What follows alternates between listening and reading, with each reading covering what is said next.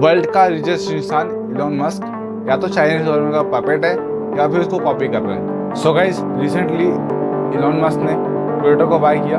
वो डेट थी 27 अक्टूबर 2022 और उसके बाद क्या क्या किया वो तो आपको मालूम ही होगा, और नहीं मालूम है तो इस वीडियो को पूरा देखो, मैं बताता हूँ।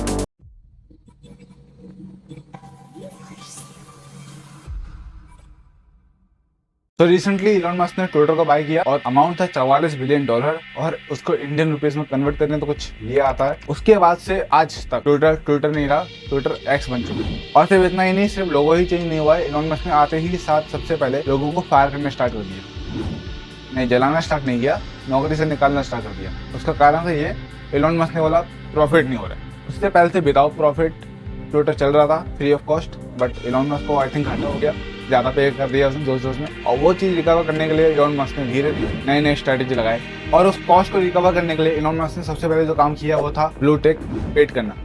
यस, अब अगर आपको ब्लू टिक चाहिए ट्विटर पे, सॉरी एक्स पे, तो आपको 699 या आई थिंक 799 अमाउंट है समथिंग, वो पे करना पड़ेगा। उसके बाद ही मिलेगा, चाहे आप सेलिब्रिटी वगैरह क्यों ना हो।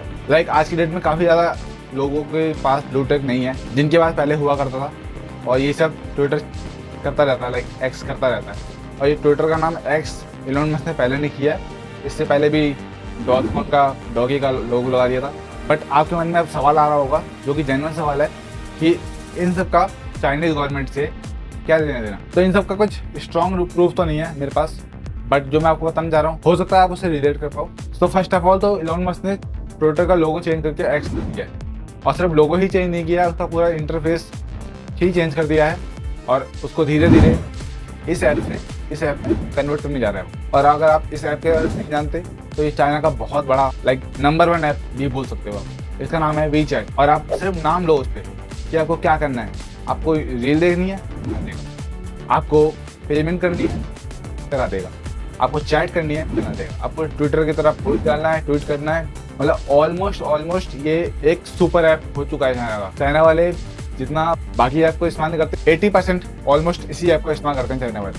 और चाइना का इस ऐप को इस्तेमाल करने का 80% या फिर उससे भी ज़्यादा कुछ 2-3 कारण निकल के आते हैं। सो फर्स्ट ऑफ ऑल एक कारण ये है कि जहाँ बाकी दुनिया डेवलप कर रही थी, अमेरिका, जापान या रशिया वगैरह, चाइना उस समय गरीब था। हम भी थोड़े डाउन थे टेक्नोलॉजी के मामले में, और उस समय बाकी देश जहाँ लैपटॉप, कंप्यूटर या ऐसा कुछ डिवाइस इस्तेमाल कर रहे थे, चाइना के पास ऐसा डिवाइस खरीदने के लिए तो पैसा नहीं था। नॉर्मल कंज्यूमर की बात कर रहा हूँ मैं, या तो पैसे नहीं थे। और सेकंड कारण ये है कि ऑब्वियसली चाइना जाना जाता है अपने सस्ते प्रोडक्ट के लिए, टिकाऊ तो नहीं बोलूँगा, सस्ते प्रोडक्ट के लिए। तो चाइना में जहाँ बाकी देश या बाकी दुनिया 1 GB रैम या 2 GB रैम या 3 GB रैम के इस्तेमाल से फ़ोन को इस्तेमाल करे जा रहे थे, मतलब महंगे डिवाइस और प्रीमियम डिवाइस इस्तेमाल कर रहे थे, वहीं चाइना के लोग अफोर्डेबल फ़ोन खरीद रहे थे जिसमें रैम या स्टोरेज कम होती थी, तो उनका काम एक ही ऐप में हो जाए। इसलिए ये ऐप पॉपुलर होता गया। और इसके ऊपर चाइनीज़ गवर्नमेंट का भी हाथ था, ठीक है।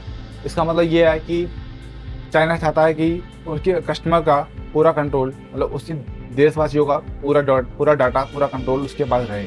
इसलिए उसने गली गली में, नुक्कड़ पे CCTV कैमरे, जो कि AI से चलते हैं, और बंदे बैठा रखे हैं उसको हैंडल करने के लिए, वो चीज़ इंस्टॉल कर रखी है। और हर एक बंदे का सिर्फ चेहरा देख करके चाइनीज़ गवर्नमेंट उसकी जन्म पत्री, उसका मतलब ऑलमोस्ट हर चीज़ निकाल सकती है कि वो कब पैदा हुआ, बाकी चीज़ें, कहाँ जॉब कर रहा है, कहाँ जा रहा है, कहाँ से आ रहा है, ठीक है।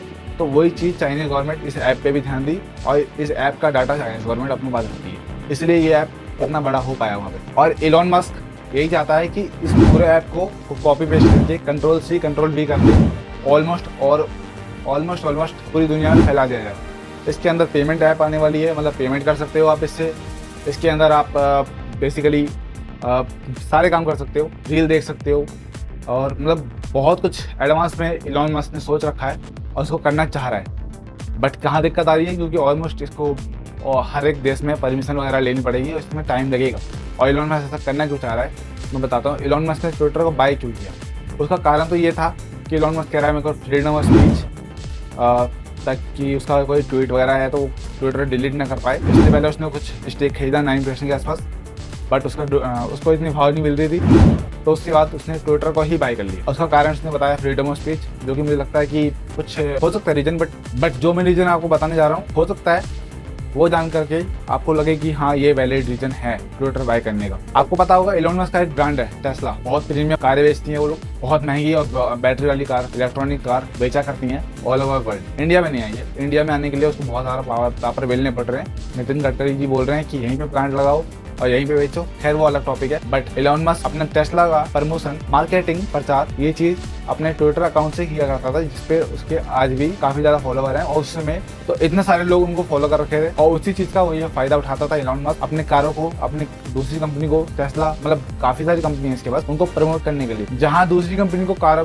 को प्रमोट करने के लिए, कारों का एडवर्टाइजमेंट करने के लिए, मार्केटिंग करने के लिए 10,000 से 20,000 लग जाता है पर कार, वहीं टेस्ला का इस कॉस्ट में ऑलमोस्ट जीरो है या फिर बोल सकते हो अंडर 100 या उससे भी कम इतना कॉस्ट आता है। तो वो चीज खत्म हो जाती या फिर नहीं भी होती अगर इलॉन मस्क ट्विटर बाय नहीं करता। हो सकता है उसका अकाउंट ही डिलीट कर देता डोनाल्ड ट्रम्प की तरह ट्विटर। ठीक है, तो एक तो ये कारण हो गया। दूसरा, इलॉन मस्क और मार्क जुकरबर्ग की आपस में बनती नहीं है। उसने देखा इसके बाद 3 ऐप है, फेसबुक है, इंस्टाग्राम है, व्हाट्सअप है, तो क्यों ना मैं ऐसा ऐप खरीद लूँ जो दुनिया भर में पॉपुलर भी हो, मुझे स्क्रैच से नहीं बनाना पड़ेगा और मेरा भी सोशल मीडिया के दौर में कुछ हिस्सेदारी हो जाएगी, कुछ प्रॉफिट हो जाएगा। तो उसके सामने एक ही ऑप्शन था जिसमें उसने ऑलरेडी 9% स्टेक खरीद लिए थे, वो था ट्विटर। तो उसने पूरा ही बाय करना। और मैं क्यों कह रहा हूँ चाइनीज गवर्नमेंट से लिंक है उसका या फिर कॉपी कर रहा है, एक तो वो ऐप कॉपी कर रहा है फर्स्ट ऑफ ऑल।